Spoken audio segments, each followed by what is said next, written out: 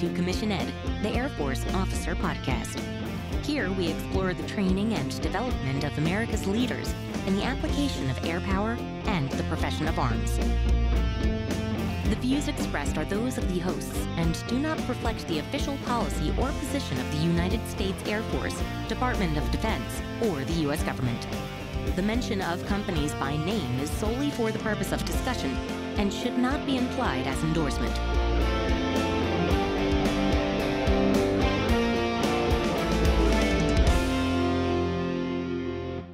Welcome back to another episode of Commission Ed, the Air Force Officer Podcast. I'm Colin Slade. And I'm Reed Gann, and we're your hosts for Commission Ed. And in today's episode, we wanted to do something that we haven't done yet before, which is to rebroadcast one of our previous episodes. In fact, this is our very first episode that we ever released to the public on the topic of what is an Air Force officer. Exactly. Colin, something you and I talk about all the time is the importance of assessing self. We're going to kind of demonstrate what that looks like a little bit. We're going to examine the things we thought about, the things we mentioned in that episode, and give ourselves a sanity check. Where are we now? How have we changed? Have we grown? Have those opinions adjusted in any way? And see what we can learn from that. We're going to kind of show what this looks like.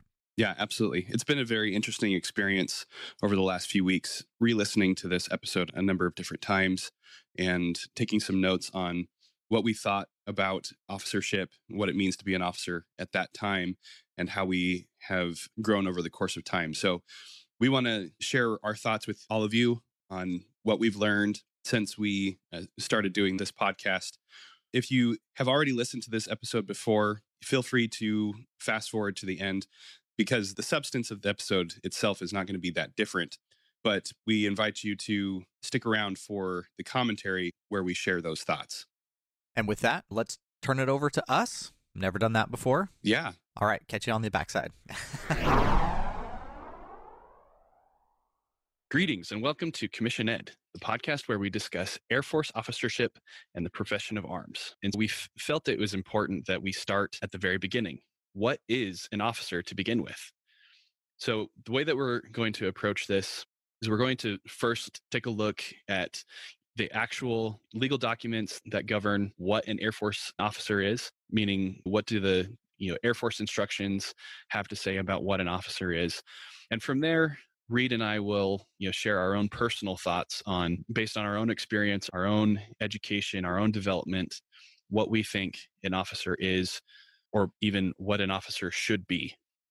So I'm going to start off with, which I think is a really fascinating thing. When we swear an oath and you join the military, you join the profession of arms, you swear to protect and defend the Constitution of the United States. And that is where we find the basis for what it is to be an officer in Title 10 of the U.S. Code.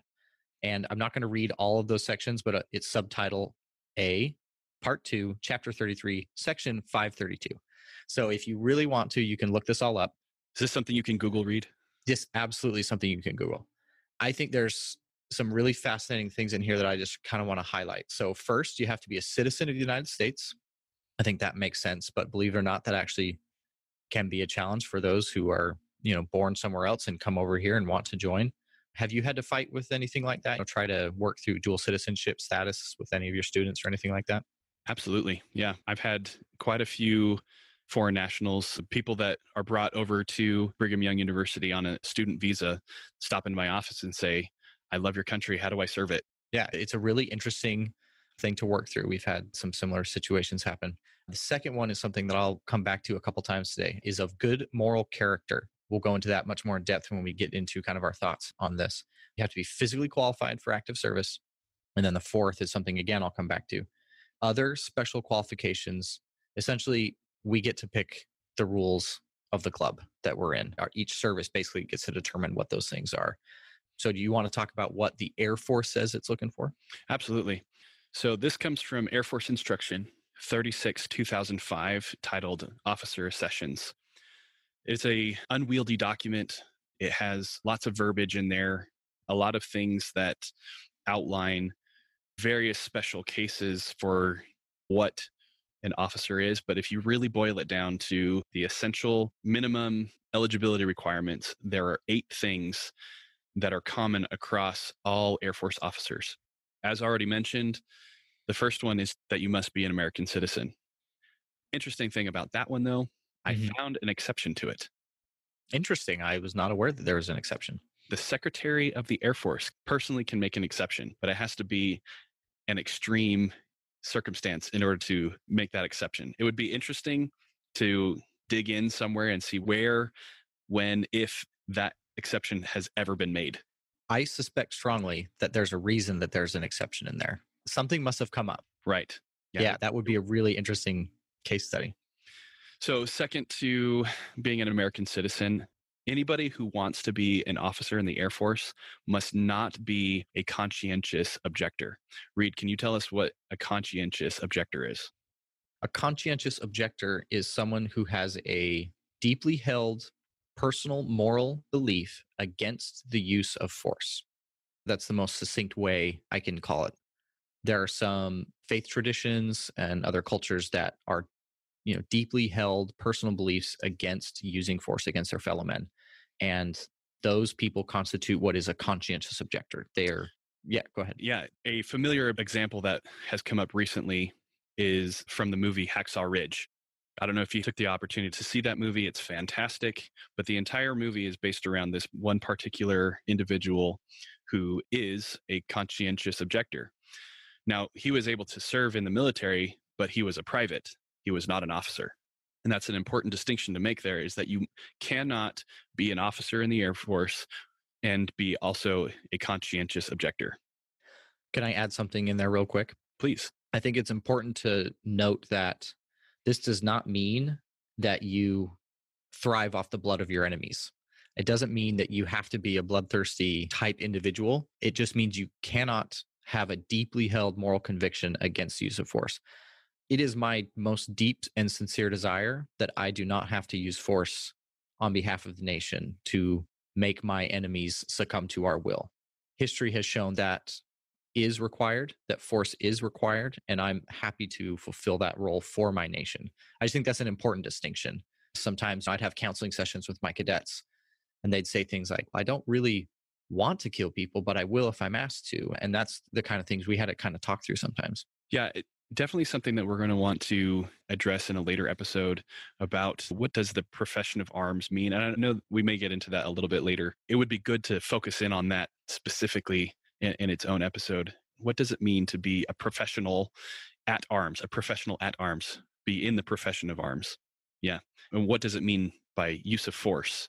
What does it mean to be part of the kill chain? How does every person in the military play a role in the use of force, either lethal or non-lethal?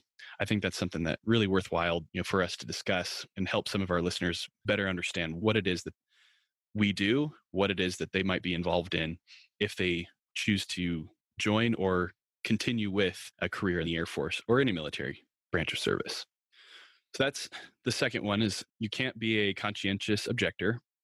Also in line with the Title 10 requirements, the Air Force requires that you be of sound moral character. Now, this primarily includes a lack of serious criminal activity or use of illicit drugs, but it also includes your ability to obtain a security clearance that is relative to your specific responsibility as an officer in the Air Force, what Air Force specialty code or career field you get assigned to.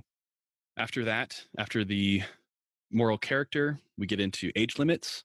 You have to be at least 18 to receive a commission. And there are new age requirements that are currently in the process of being updated for how old you can possibly be. Usually the maximum age is somewhere around 40, but I've seen as high as 49. It does depend on the career field you're selected for, what component, whether you're active, guard, or reserve. It also matters if you have some prior enlisted time.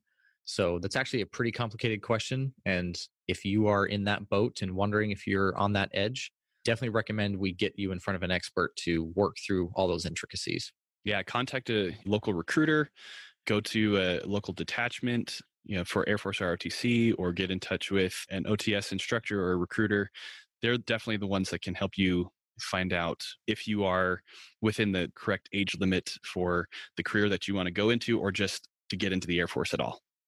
Number 5 now, after age, is you must be physically qualified. Now, that comes in two pieces. The first, really the biggest one here, is that you are medically qualified for service in the Air Force. Now, that goes through DODMERB, which deserves its own podcast entirely of how to navigate the DODMERB system.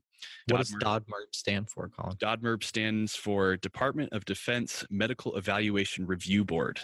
It is a mouthful and the beast of a system, but that's another episode. Sounds good. The second piece of being physically qualified is your level of physical fitness and capability, primarily going to be measured by your physical fitness test, or what we call the fitness assessment, or FA. And that is governed by another Air Force Instruction 36-2905. I'm sure that we'll have another episode on that one about our thoughts and feelings on the fitness assessment, but that's for another time. After being physically qualified, so number 6 now, is you must have earned a bachelor's degree in order to be an officer in the Air Force. What does that mean by earning a bachelor's degree, Reed? Exactly what it says. You need to have achieved from an accredited university a degree that warrants a Bachelor of Science, Bachelor of Arts. There are some careers in the Air Force that do require a specific bachelor's degree. There are others that do not. They simply require that you have one. So depending on what you're interested in doing, and again, we're going to talk all about this at a future time, you'll have to select your major accordingly. So just to be straight and be clear, does every officer in the Air Force have a bachelor's degree? Yes, they do. If you have a bachelor's degree, do you have to be an officer? You do not. What else can you do then if you still want to serve in the Air Force and you already have a bachelor's degree? So there are two primary divisions amongst the members of the Air Force and all of the armed forces. There are enlisted members and there are officers. You are welcome to enlist. I know people with PhDs who have enlisted. The requirements for joining the Air Force are very similar from the physical perspective, from the moral character perspectives, from the citizenship perspective. The difference between an officer and enlisted is something we'll get into much more in depth. But if you have a bachelor's degree and are interested in joining the Air Force, becoming an officer is available to you. Or you can get your training in order to join the Air Force as an officer while you are also working on your bachelor's. And that is the main difference between Air Force ROTC and the Academy versus officer training school, which we will explain in further depth later on in other episodes, how those different commissioning sources work in conjunction with getting that bachelor's degree. So number 7 now in this list is every officer must have passed the Air Force Officer Qualifying Test, or AFOQT. The AFOQT is an aptitude test that measures various different skills, qualitative, quantitative, about various different Air Force-centric things, and measures your aptitude to be successful as an officer in the Air Force. Now, Reed, why would we care about your qualitative and quantitative abilities or aptitudes? We do a lot of technical stuff. By the nature of our service, a lot of career fields are very heavily involved in technology, very heavily involved in critical thinking, quantitative analysis. I joined as a chemist, and my first job was as a nuclear physicist. That requires a little bit of knowledge. And so being able to assess an individual for their capability in that arena is essential. Yes, we need people of all sorts with all different skills and abilities, but our branch is uniquely positioned within the other services as one that is much more centered on technology, much more focused on that. You can argue that the entire birth of our service was because of, the dramatic advancement and the creation of the aircraft. So it's kind of built into our DNA and history of who we are. Do we use the ASVAB? I had to take it when I went through MEPS because they wouldn't allow me to go through MEPS without it. Really? Yes. Interesting. See, I never took it. Did you go to MEPS though? When I came back into active duty, I went to MEPS, but I didn't have to take the ASVAB. It's because you were already in. Interesting. Yeah. So now it was a mistake, right? When I came back with my scores, I'm going to brag a little bit. I absolutely crushed the ASVAB. they were like, you can enlist and do any career fields you want. But anyway, that's when they're like, oh, you're going to OTS. We actually didn't need to do that. And I said, yeah, that's what this like waiver piece of paper said, but they forgot to read it. So anyway, I do know it's a progressive test. So it actually gets harder the longer you answer correct questions. And if you continue to answer correct questions, the higher your score goes. And it will kind of reach a point where, okay, you're getting all these questions correct. And then you move on. Yeah, I've never taken it. And I honestly know nothing about it. So I'm glad that you have taken it so that you can share your limited expertise on it. It's a much broader test. I mean, I remember answering questions about car parts, about pretty much everything. It was a really broad test. As I understand, the test is designed to identify what career fields you would be eligible for and have a higher chance of success in. Again, not something I know enough about, but I did take it. I did do well. And that's what I remember. It was a waste of an hour I'll never get back. So yeah. The ASVAB and the AFOQT are not the same, not even close. The AFOQT is best described as an ACT with an Air Force spin on it. I think that's a really good description. That's absolutely what it felt like. So if you have never taken the ACT before, that is probably the best way to get an idea of what the AFOQT is like. And that's also probably the best way to study for it, is to grab yourself an ACT prep book from Kaplan or whatever college prep company and work your way through that.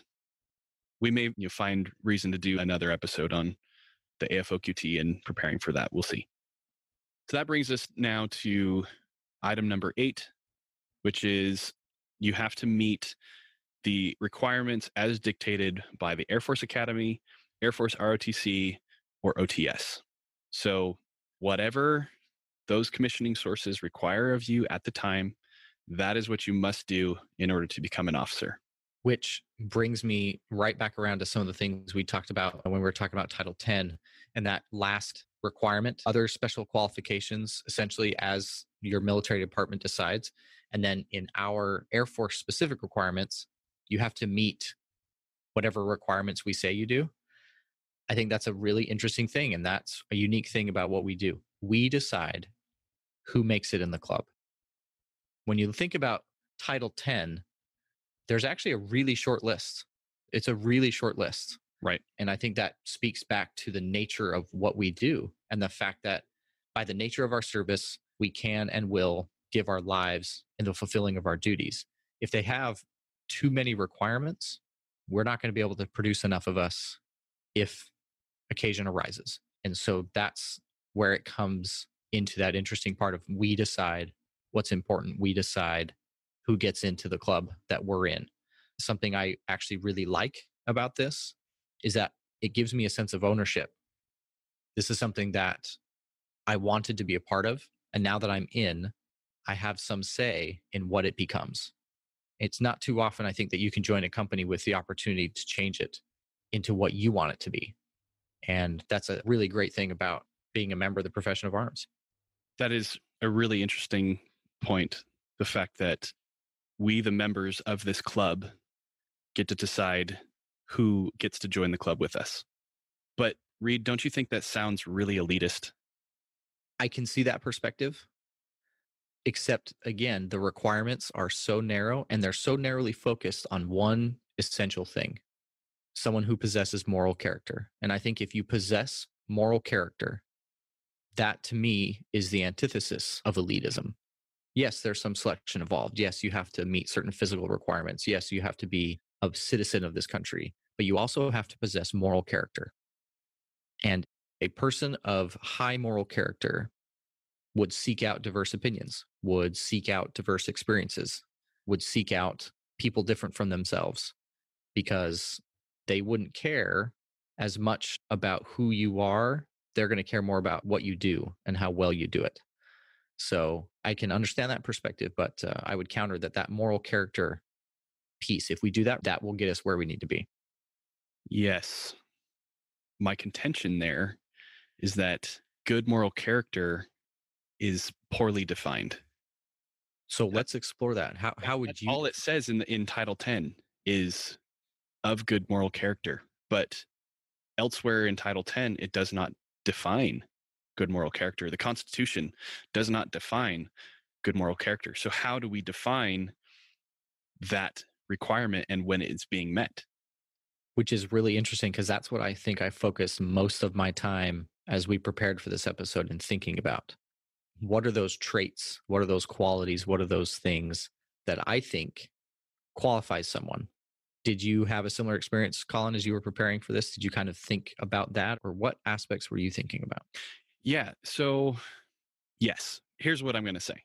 When you look at the 8 things that the Air Force requires: 1, American citizen; 2, not a conscientious objector; 3, sound moral character; 4, within the age limit; 5, physically qualified, both medically and level of fitness; 6, they have a bachelor's degree; 7, pass the AFOQT; and 8, meet the specific requirements of the commissioning source. Of those 8 things, there's really only 3 of them that we, the gatekeepers, can control or have any sort of influence on. I can't influence whether or not you're an American citizen. That is just fact, yes or no. I can't influence really whether you're a conscientious objector or not. I can't influence your age, obviously. I can't really influence whether you're medically qualified, your ability to earn a bachelor's degree, or if it's already earned, I can't change that fact. It's already earned. I can't make you pass the AFOQT. So really the only things that we have any sort of influence on or any sort of control over is the sound moral character, your physical fitness, and then whatever additional requirements that are required to earn that commission. So those have to be the things that you focus on, because really those are the only things that we can control or influence, is moral character, physical fitness, and commissioning requirements. Yeah, no, I think that's great that we both narrowed in on those same things. And certainly, and I know we'll get to these in other discussions, that was a lot of the purpose and intent of officer training school, was to evaluate and provide opportunities for you to display your moral character. It was certainly the easiest way to disqualify yourself from training, was to betray the standards that are expected. Yeah. So tell us what you think about moral character or any of those other things that you feel like are requirements in order to be an officer. What is an officer, Reed? Tell me, what is an officer? Such a loaded question. Again, I spent many hours thinking about this, which is really, you'd think it'd be a lot easier. I relied heavily on a book that I read when I was a brand new lieutenant that's really influenced me. And I'll cite a couple things from that, but I highly recommend it for any of our listeners. The Armed Forces Officer by Richard M. Swain and Albert C. Pierce. Maybe we'll put the description of that in the show notes. Absolutely. So again, kind of hearkening back to the things I was talking about, by the nature of our service, the fact that we will live and die potentially for our service, it puts us in a unique group and a member of the profession of arms, something they defined as groups of specialists who willingly or unwillingly assume the burden of fighting, killing, and dying for the larger group. Whatever the formal name or title given to these groups, theirs is the profession of arms. So the question is, in my mind, what is it that we are dying and killing and fighting for? What is it? And what is our duty then as an officer? And as I thought about it, for me, it boils down to 3 things: someone who learns, someone who serves, and someone who leads.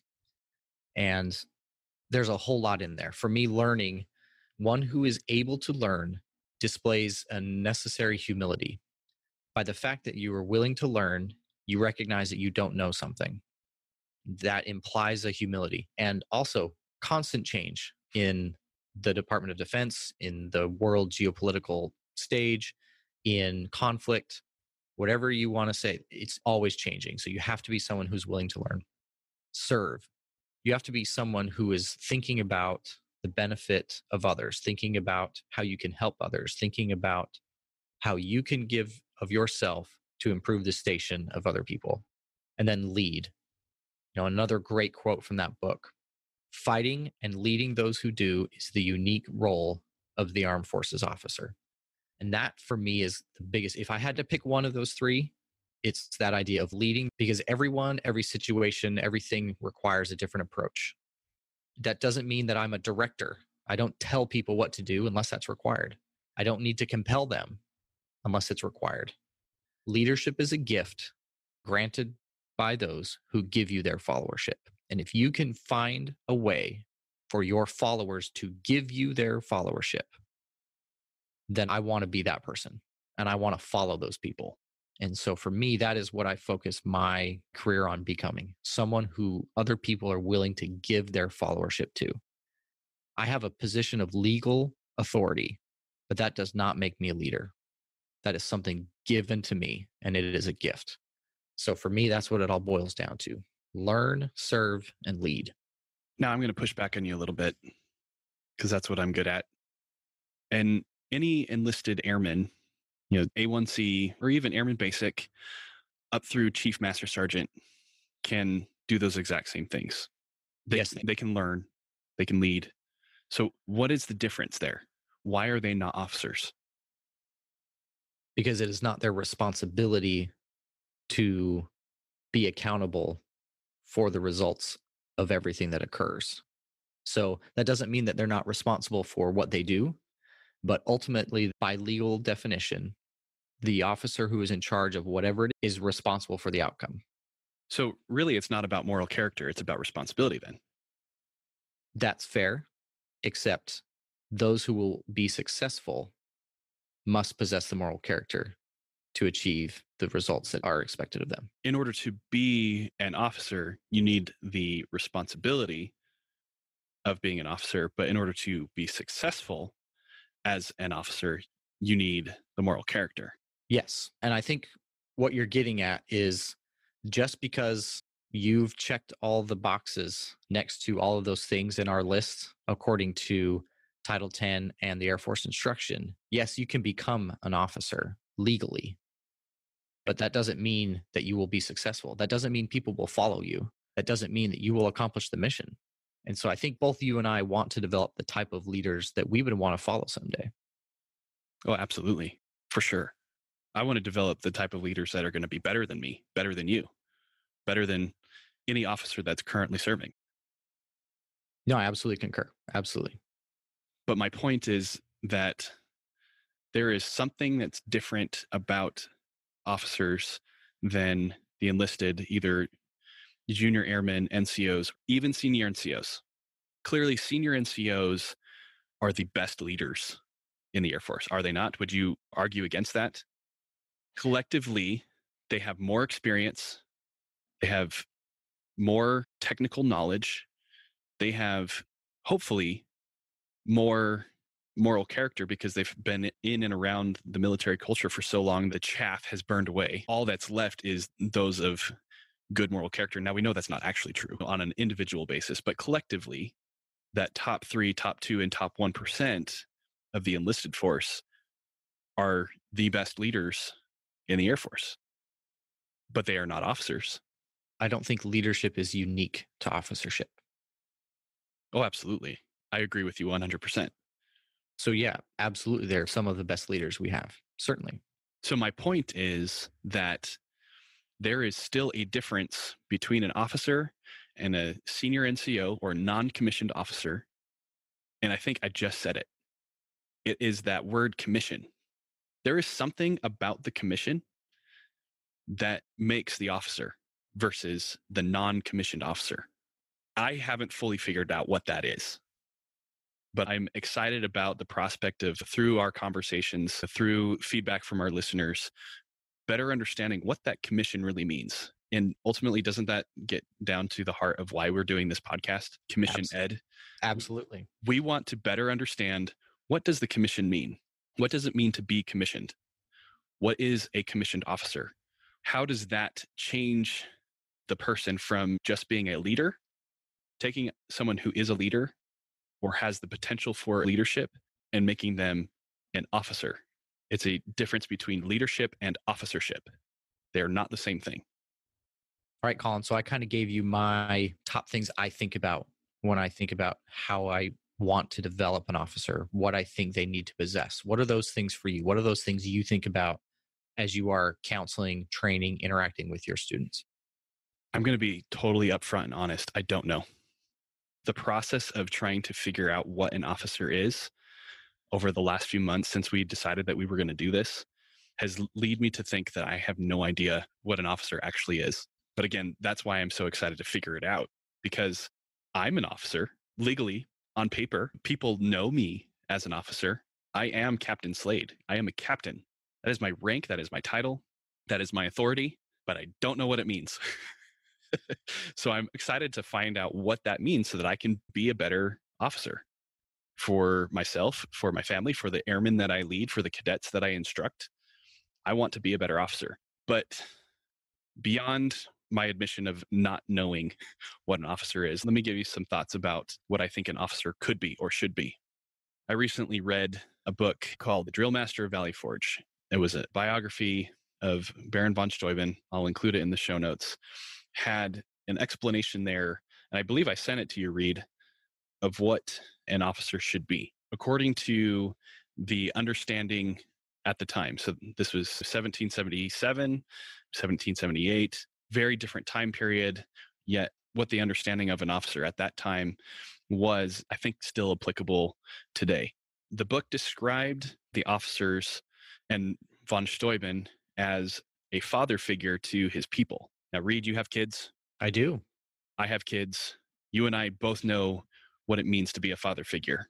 I'm trying every day to figure that out, just like you are trying to figure out what it means to be an officer. That's great. And that's kind of to my point, is that everybody knows what a father is. We know what it looks like. We know what it means to be a good father. And yet it's so hard to put it in words. And those who are actually in that responsibility are completely floored by it. Being a father is by far the most difficult thing I've ever done in my life. It's also the most rewarding. Second to that is being a husband. Third to that is being an officer. Being an officer is so hard, but it's so rewarding. I absolutely concur. Absolutely. And those of us that are in the military, either as an officer or enlisted, we all know what it looks like when it comes to what an officer is. But it's so hard to describe. It's hard to describe what a good father is, but we know what right looks like. And so from that book, they described officers as a father figure to their people. And now picture a father. It's someone who cares about their children, or in the officer context, the officer cares with fatherly love, with that tender love for their people. They want to raise their people, their airmen, to be better than themselves. They want to give them every opportunity to succeed. They want to, remove obstacles. They want to provide opportunities for growth and development. They want to protect them, but at the same time, they want to make sure that they don't hamstring them. They don't want to create this bubble around their people so that they stagnate, they stale, or they can't accomplish the mission because they don't have, the grit or the equipment or the technical know-how. So an officer is someone who is trying to grow more officers, really. A father is trying to grow more fathers. Yeah, it's an excellent point. I've heard that as a definition of leader. A leader is someone who creates more leaders. Mm-hmm. And I think it's worth mentioning too, before we get too far, mothers, we don't want to forget our sisters in arms, right? Yeah. Oh, absolutely. And thank you for making that point. And I have it written here in my notes. It's a father or mother figure. And that's entirely an important and appropriate point to make, is that we don't just want father figures. We also want mother figures. We want both male and female officers because they bring that different and synergistic perspective to the raising of future officers, just like a father and a mother bring that perspective to the raising of their children. So let us be completely open and honest about what we want in the Air Force. We want men and women.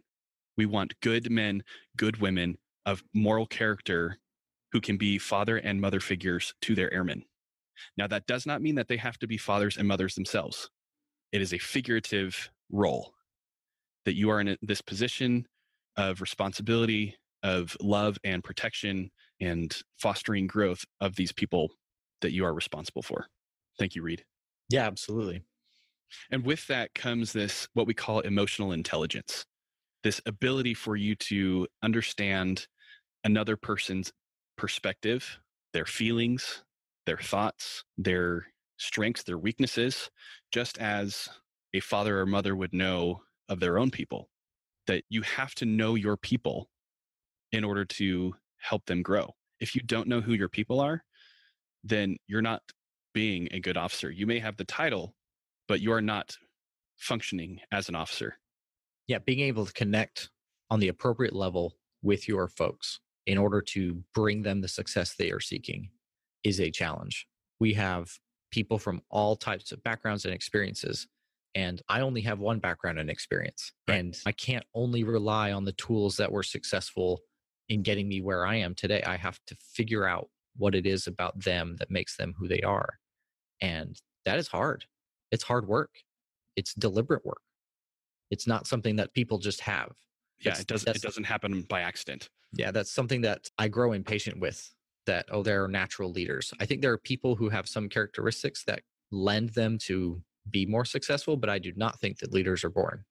I think it is absolutely something you have to work on. Oh, absolutely. I agree entirely that you don't come into this world prepared to be an officer any more than you come into this world prepared to be a father or a mother. Yeah, it takes work. Leaders are grown, they are trained, they are developed. Now you can bring some natural aptitude to that process of growth and development, but no, it is definitely a deliberate process. It does not happen by accident. For these next couple of things, I want to talk about Dave Grossman's work. Have you had a chance to read any of his books or any of his articles on killing or on combat? I have read some of his work, yeah. So he's a really fascinating intellectual thinker, psychologist, officer in the Army. And he talks about this idea of being inoculated against hate. So I want to pull up his book and read you some of these quotes to give you an idea of what I mean by being inoculated against hate. So he says that this process of inoculation is exactly what occurs in boot camps and in every other military school worthy of its name. When raw recruits are faced with a seemingly sadistic abuse and hardship, they are, among many other things, being inoculated against the stresses of combat. When in the face of all this manufactured contempt and overt physical hostility, the recruit overcomes the situation to graduate with honor and pride. He realizes at both conscious and unconscious levels that he can overcome such overt interpersonal hostility. He has become partially inoculated against hate. So we see there that in order to be in the military, there's this process of inoculation against the stresses of combat, against the hate that you will face from an enemy, starts in our training programs, which is why we see some of those same sort of things happen in our commissioning sources at Air Force ROTC field training, at 0 day for OTS or the academy. It begins that process of inoculation. So my personal opinion is that an effective officer should be inoculated and is being continually inoculated against the winds of hate, against the stresses of combat. Without that, then they're just not prepared for not only actual combat, but the stresses of leadership, of leading and overseeing the accomplishment of a mission. They're unprepared for just a Monday morning, right? Because you never know what's going to be behind that door, whether you're kicking it in and taking out the bad guys with your M4, or you have this airman waiting for you on the other side with all of their problems. So I think you brought up and described very well how we initiate that process. How do we continue that process as we develop, as we grow, as we escape, as you put it, from our initial training experiences? I don't think we do. I personally think that continual inoculation against hate ends as soon as you pin on those second lieutenant bars. How many major theater exercises have you been to? 0. Okay. They're awful. Now, so in my career field, there is no operational reason to continue that inoculation process. Now, I know it continues in other career fields, especially like the fighter pilots. Maintenance, that is a very stressful career field. I imagine that Intel is as well. There are times and places where you feel those winds of hate from your fellow officers or senior NCOs that continues that inoculation process. But that's a very small part of the Air Force. The vast majority of officers in the Air Force are in a support function, and we do not continue to be inoculated against the stresses of combat as it happens in and through our commissioning sources. Go ahead and tell me what you were thinking.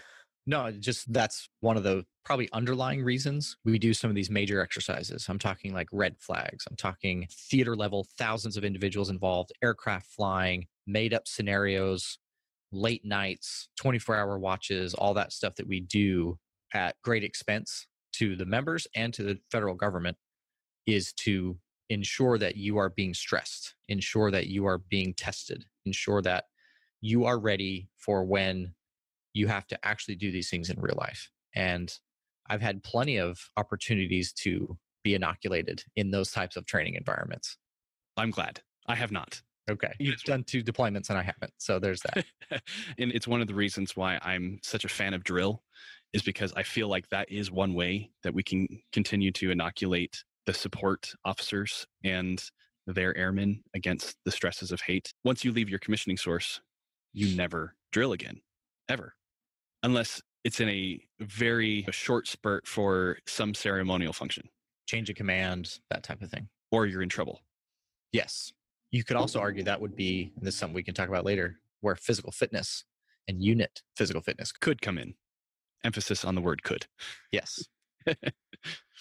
Anyway, so that's one of my things that I feel that an officer should be inoculated against the stresses of combat, and continually inoculated against the stresses of combat. Not just for themselves, but so their unit can successfully get the mission done when they are actually called to do the thing.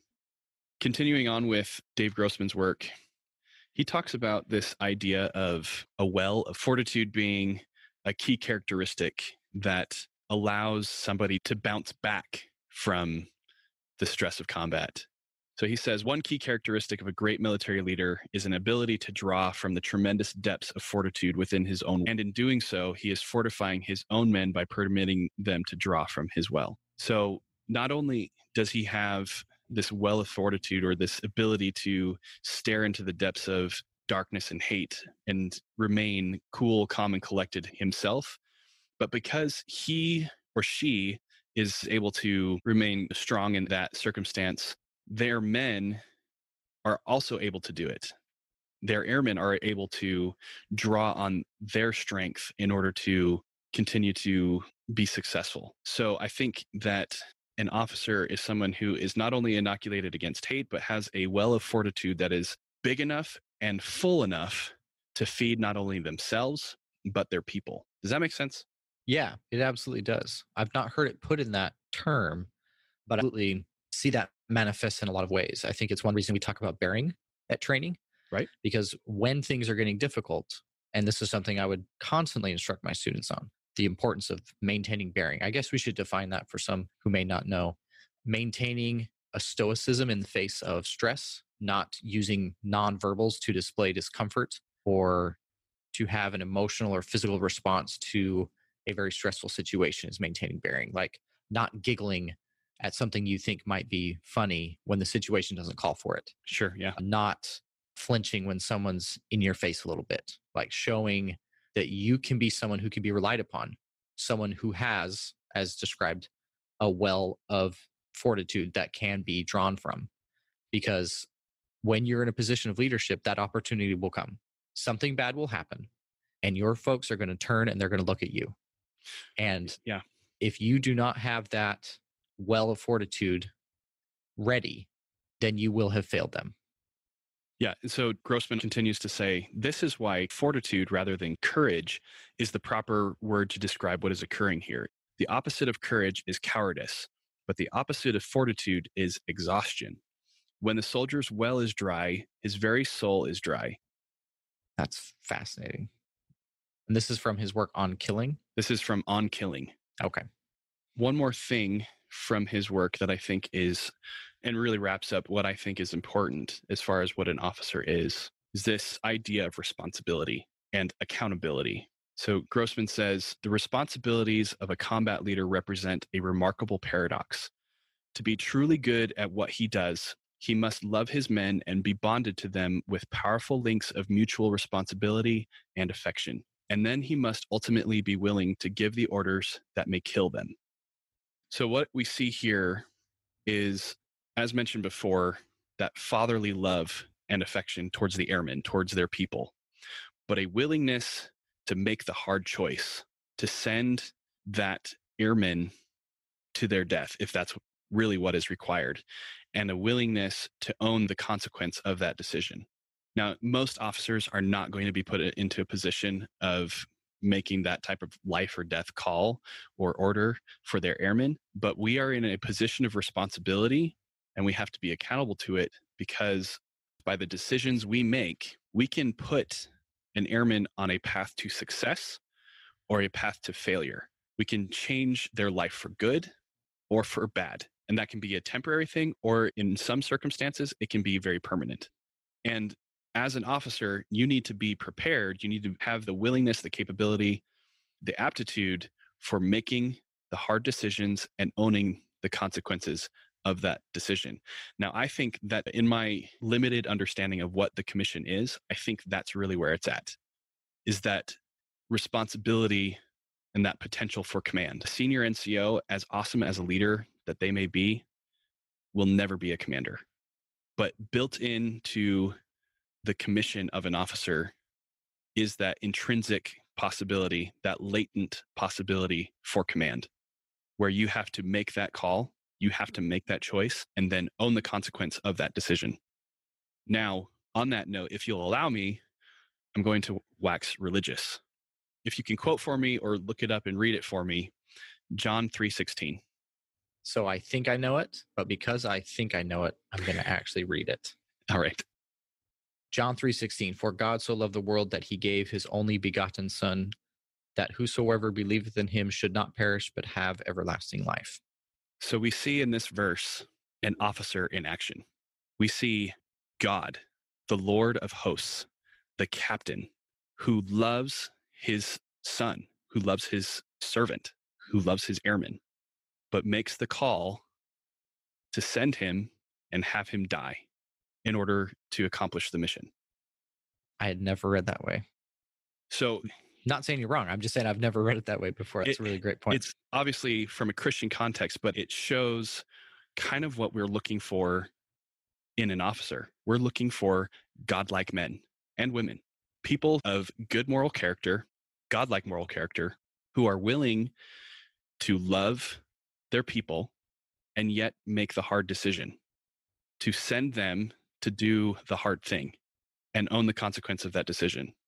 God, clearly, whoever your God is, could be a Christian God, it could be Allah, whoever that God is inoculated against the winds of hate.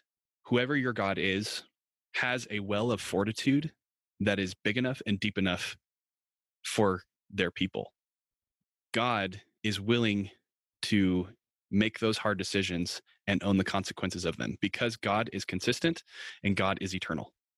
So this is part of the reason why I'm so humbled and in awe of this idea of a commission, because on some level, I feel like I have been put into a deified position where I am responsible for the lives and possibly the deaths of other people.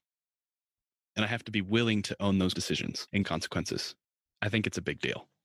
No, I think it is too. I hadn't thought of it like that before. Man, you're way too close to this right now.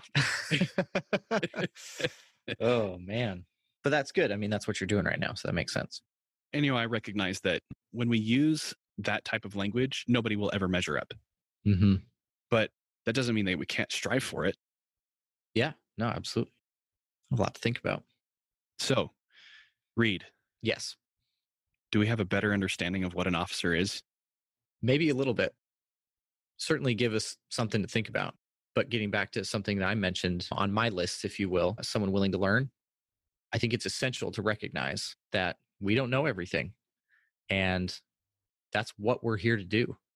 And if I can learn something new every day, it's been a good day. So I've absolutely learned something, and this has given me a lot to think about. And hopefully for our listeners, we've given you something to think about. And each day we get better. Like I said, that's a good day. Welcome back, audience. Thank you for sticking around. A couple things I want to point out really quick that we haven't highlighted on our podcast yet. We want to give a shout out to two new members of our team who've been helping us out. So we've got Stephan Sanchez as our audio producer and Carlos Rivera, who composed our new music. I don't know about you, Colin, but I can definitely tell the audio has significantly improved. Yes. We've definitely dialed in what that needs to, the hardware and the software and the things that we need to do to make that better. And Steve really gave a lot of good guidance and has helped us out a lot. Absolutely. Steve has been fantastic. And the same is true for our music. The original bumper music was composed and played by me. And I'm not a terrible musician, but Carlos completely blows anything that I could have done out of the water. So those are kind of fun little additions that we clearly notice as we listen to all the old stuff. So really glad to have those two chipping in and helping out and making the podcast better. Yeah, for sure. So grateful for Carlos and Steve being part of the team. One of the first things that I want to bring up here, Reed, in the vein of things that we have learned since we originally released this episode, is that we talk about the requirements to become an officer in the episode and how that was governed by AFI 36-2005. That has since been changed, and it actually changed right about the same time that we released this episode. So the new guidance is a consolidation of a large number of different Air Force instructions into an Air Force manual, AFMAN 36-2032, which covers accessions for both enlisted and officers. And in that guidance, you will find that certain number of things from the original 8 requirements have changed in order for someone to be eligible to receive a commission. We're not going to address what those changes are right now. And the reason for that is because things are changing. They have changed. They will continue to change under General Brown's leadership and Chief Bass. Things are going to continue to change with respect to how we recruit and assess talent into the Air Force. And so we want to let things continue on their natural course before we make any significant commentary on that. But I do recommend that members of our audience, especially those who are in the business of mentoring future officers or those who want to become an officer, go check out AFMAN 36-2032. Yeah, and some of the tools that we use to recruit, retain talent are also likely changing as well. And that's another reason we don't want to get too much into these specific things, because it's all kind of one part of a bigger whole. We've got more things coming, and a quick little preview. We're going to be talking about those in the coming weeks. So we will be getting into some of those things, just not here. It just didn't make sense for this episode. Yeah. So what are some other things that you want to talk about, Reed? What have we learned since we started on this journey of doing a podcast, sharing with others our philosophies on leadership, on officership? What does it mean to be an officer? What have we learned since then? That I thought I knew something about it. I think that's a big take home for me. And Colin, you and I talked about this before we came on and recorded, and I'm still trying to pin this down. And you can hear it in my voice, but when we started this podcast, I feel that, at least, speaking for me, I don't want to speak for you, but speaking for me, I felt that I had something to share, that I knew something about this, and I was teaching the audience. I was giving to the audience. That was definitely the way I felt about things. I don't feel that way anymore. Now, I still have some experience and knowledge, but somewhere along this journey, I feel that I do this more to learn than I do to teach. Yeah. And I know that's a very subtle difference, but it's real. And I get just as excited to share. I get just as excited to sit down with you and do these recordings and push them out to the audience, but for a whole different reason. Mm-hmm. It's all about, hey, I don't know stuff about this. I need to learn more. And it's forcing me, instead of just, getting in a Facebook flame war, I actually have to think about solutions. I actually have to think about the second, third, fourth order effects. I have to think about implementation, or I have to think about what does this really mean if we were to bring these ideas to reality. So somewhere along the line there, I went from, hey, I know some stuff I'm going to share to, man, I don't know anything about this. Yeah. And I'm learning a lot and I'm getting a lot of value out of this. I can't figure out where or when that happened, but I'm glad that transition occurred. And I hope that you can hear that. As I'm listening to myself, I'm like, man, that cocky SOB felt like he knew some stuff. Like I just felt my voice and I'm just like, ooh, I don't like that guy. And maybe that's harsh. We're always our own worst critics, but that's kind of like the biggest thing that stuck out to me. There are other things. We talked about how we need to talk about evaluations. We haven't done that yet. We're going to be talking about that. We talked about my learn, serve, lead model, about what a leader is. I like that. It still works for me. We're going to talk more about that today, but yeah, just that's my biggest overall is, man, I went from someone who knew something and was going to teach to someone who's hopefully learning. And that's the biggest thing I noticed. Yeah, you're absolutely right. We set out to do this podcast because we felt we had something to share. We recognized that there was a gap in knowledge and we felt that we could fill it. But the reality is there was a gap in our own knowledge that has continuously been filled through the process of doing the research for these episodes, the interviews that we've had over the last year and a half that have really taught us what it means to be an officer and how to apply our skills, our knowledge, our abilities on behalf of the Air Force and the airmen that we work with. That has been incredibly rewarding. And I think that goes to kind of where we want to talk about just in general about in this commentary here and then the episodes that are following here in the next few weeks about what an officer should be. An officer should be continuously learning, which goes then to exactly what you were saying about your trio of qualities, the learn, serve, lead type of perspective of an officer. So, hey, Reed, we're doing it. We are learning as officers, and that hopefully is going to continue to help us better serve and lead others in the Air Force. Yeah. So, yeah, not to be too harsh on myself, I did get that right, at least a little bit. The necessity of learning. And to answer your question specifically, something I've definitely learned more about over this journey so far, and, as part of my studies with ACSC and just becoming an FGO, I'm starting to get an inkling of the importance of command, the centrality of what it means. And I'm not a commander, so I know that there's a whole lot more to this, but I'm starting to realize that it's a big deal. It's always been a big deal, right? It's always been the penultimate, this is what we want to do. We want to become a commander. That's always kind of been the company answer on what should an officer be. Well, an officer should be a commander. That's the goal. I'm starting to understand why. Yeah. At least to get a perspective on, oh, this is kind of important. It's kind of a big deal. And I think we'll talk about that in coming weeks. The ultimate end of an officer is to become a Joint Force commander. That is a big deal. Yeah. It's a big responsibility. Our entire force structure, every training, learning, education opportunity is all made to create this leader, this commander, and the authority that they are then given. And so that importance of command and authority is starting to sink in. It only took 10 years, Colin. It's always been something I understood intellectually. I'm starting to see more in depth how central and how important that really is. Yeah. And I feel like we haven't done command enough justice in our episodes up to this point.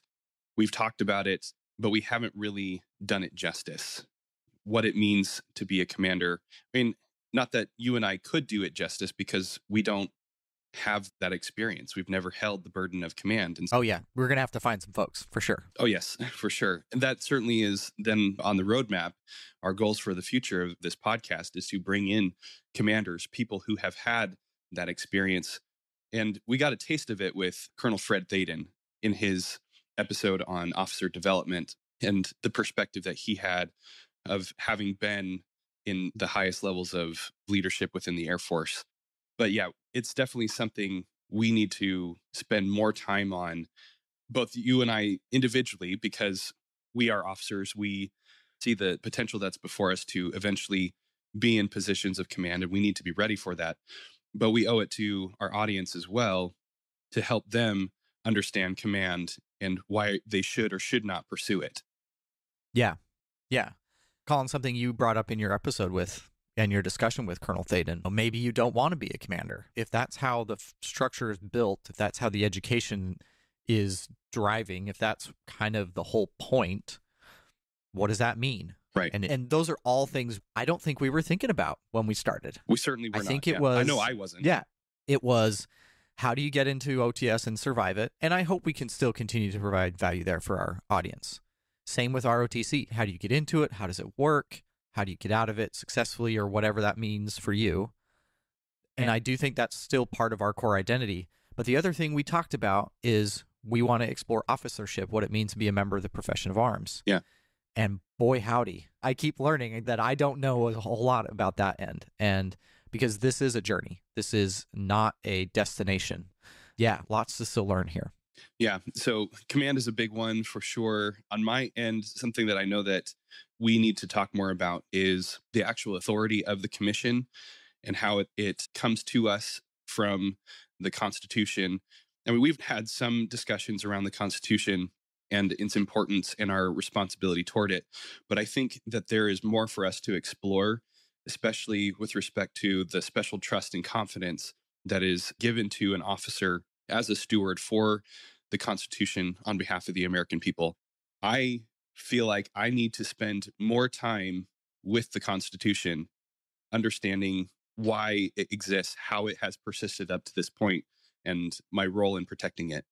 Yeah. It's funny, Colin, for those of our audience who have read Air Force instructions or joint publications, the first couple paragraphs, I almost universally skip. It's really high level, kind of legalese type stuff that says the chairman, the joint chiefs, the chief of staff will, and then I get to what I'm actually trying to read about, which is like the day-to-day, the tactics, if you will, the tactical side. Turns out all those paragraphs I've been skipping for 10 years, there's kind of a lot in there, and it's kind of important stuff. And that's what I think you and I are both realizing. We're starting to pull out from the super tactical view, and we're starting to look up to the horizon, and we're seeing that, hey, the things happening out here in the outspace are affecting what's going on here and what we can do.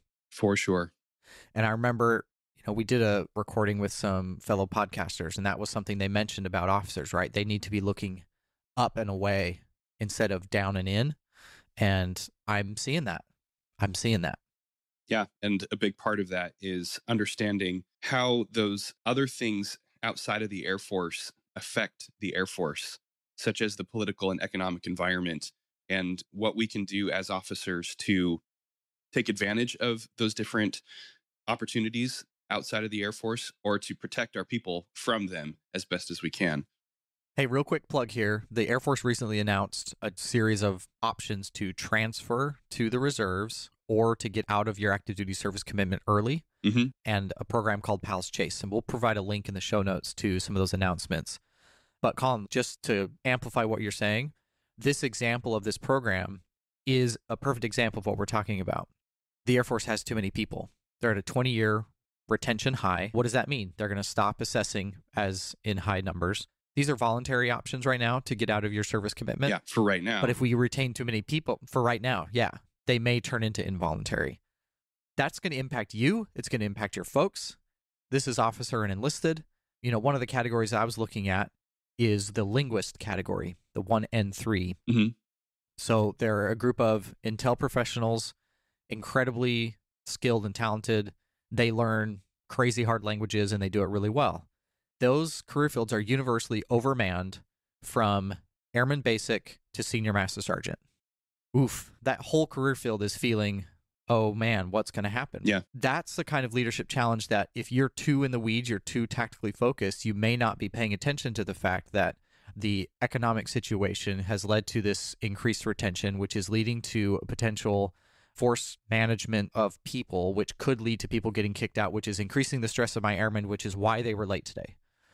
Right? Like the 7 degrees of Kevin Bacon to what's going on and why are things that I have certainly opened my eyes to. And I feel like if I'm going to do a good job trying to take care of these people that have been entrusted to me, I need to do a better job of looking out and away and figuring out what's going on. The alligators are farther from the boat, Colin, than I thought. Yeah. They're way far out there, but they're affecting me. No, that's such a great analogy, a good way to put it. And we need to not only protect the boat from the alligators that are closest to us, but recognize that the onslaught is coming and we need to be prepared for it. Absolutely. I love that analogy. Anything else, Colin, that you saw that you really wanted to tackle before we moved on to a quick preview of some future episodes? Yeah, just one more thing that I think will lead us into that preview. As I was thinking about those requirements that have changed, the fact remains that there are really still just the three things that we have control over with respect to our ability to earn and keep a commission. And those three things are moral character, our physical fitness, and the commissioning requirements that we have to pass through in order to get the commission to begin with. And just thinking about how they relate to the special trust and confidence that I mentioned earlier that is given to us through the Constitution, and thinking about that word trust. We've talked about this in other episodes. I know that you and I, Reed, have talked about where does trust come from, but it's a combination of three things. That trust comes from somebody having demonstrated their character, their competence, and connection with other people. And looking at those three commissioning requirements, those three things that we have control over, our moral character, physical fitness, and commissioning requirements, mapping those over to the three things that enable trust, you can very easily see how moral character obviously maps to character. Physical fitness maps to competence. The commissioning requirements arguably maps to all of them, but a big part of going through a commissioning source is building your ability to connect with other people, to work with others. And it was just interesting to me to see that overlay there, that in order to produce an officer that we can trust, the only things that we can control are the character, the competence, and the connection.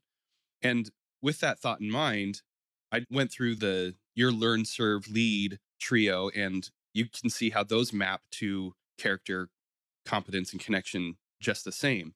And also the things that I talked about in the episode about being a father or mother figure, the stress inoculation, the well of fortitude, those things also map to character, competence, connection. And I get the feeling, Reed, that you could do this with pretty much anything that has to do with being an officer, that it all maps to character, competence, and connection. Because what do we need in an officer? We need someone that is trustworthy, that can take that special trust and confidence, that authority of, from the Constitution to carry out the mission, lead airmen, manage resources, and innovate upon the unit. So I think that's where we want to go next, is how those different core competencies come together. And maybe that should be the area of focus for officers who are currently serving, and also looking at that as a way to recruit and assess talent. Yeah. When I think about what I was doing as an OTS instructor, we were creating an environment where I was evaluating the students in those three areas. Are you competent? Can you brief at a basic level that will accomplish, Air Force needs? Okay, that's a competency. Do you have character? Are you going to lie to me? Are you going to do the right thing? Are you going to demonstrate that? And then, can you get along with other people? Can you be a good teammate? Can you be a good wingman? Can you be a good member of a flight? I never put it in those words. I never had it laid out as clearly like that. I feel like I would be a much better flight commander if I were going back and saying, this is what I expect, because you're right. It's right in the promotion order. Yeah. Special trust and confidence. And if that's what we really need, that's what we need to evaluate. That's what we need to promote. That's what we need to measure. And I think that's where we are taking the audience for the next few weeks. We're going to talk about how can we do this? How can we recruit and find people and evaluate them on those areas? And then how can we give feedback? How can we measure it? Because if we can't measure it, then it's just me sticking my thumb in the wind and saying, okay, yeah, that one's good. That doesn't work. Mhm. It doesn't work at scale for sure. There's hundreds Yeah. of us, thousands of us, and we need to be able to do this repeatably, reputably, and transparently. And how do we do this? And so that's where we're going. Really excited about some of the things we're going to be talking about over the next few weeks. Colin, I think you really did a good job of saying how we're kind of centering on this truth. All these things that I talked about, my learn, serve, lead, your 3 traits that you talked about, and these 3 ideas of trust, they're all kind of coalescing around this truth of how important trust is. And so, again, we want to thank our audience for joining us as we discussed our journey together and our growth, Colin, how we've matured, I hope, a little bit. I can still smile and have a good time, but boy, that guy back a year and a half ago, he thought he knew some stuff. Audience, thank you for joining us. We love it when you engage with us. We keep getting emails. We keep getting Facebook messages. We love it. Please keep that coming. And this is where we're headed. We're going to figure out how we can assess, how we can measure, and how we can promote and retain the people that we can trust. I don't know that we're going to figure it out. I don't think we're going to solve all the world's problems with this, Reed, but I think we at least want to offer some thoughts on the right way to, at least what we think is the right way to recruit, assess, train, develop, evaluate, and then ultimately release officers into and from the Air Force. 100%. And I'm glad you're on this journey with me, Colin. I appreciate it. So anything else before we wrap up this week? No, same to you, Reed. Thank you for being on this journey with me, and thank you to the audience. We would be doing this with or without you, but we're glad that you're here with us. And that will conclude this week's episode of Commission Ed.